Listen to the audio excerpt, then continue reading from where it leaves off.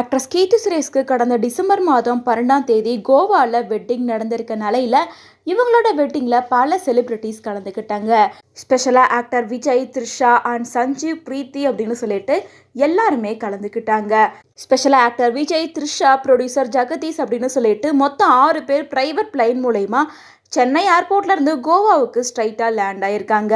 மேலும் கீர்த்தி சுரேஷோட வெட்டிங் முடிஞ்சதுக்கு அப்புறமா தளபதி விஜய் அங்கிருந்து கிளம்பியிருக்காரு. மேலும் கீர்த்தி சுரேஷோட வெட்டிங்ல தளபதி விஜய் எடுத்துக்கிட்ட பிக்சரை கீர்த்தி சுரேஷ் கொஞ்ச நேரத்துக்கு முன்னாடி ஷேர் பண்ணி எங்களோட ட்ரீம் ஐகான், எங்களோட ட்ரீம் வெட்டிங்க்கு நேரில் வந்து எங்களை ஆசீர்வாதம் பண்ணியிருக்காரு.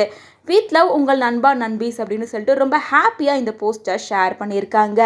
விஜய், கீர்த்தி அண்ட் ஆண்டனி 2 பேர் தோள் மேலே கை போட்டு வாழ்த்துக்கள் சொல்கிற மாதிரியும் கை கொடுத்து விஷ் பண்ணுற மாதிரியும் இந்த பிக்சர் வந்திருக்கு.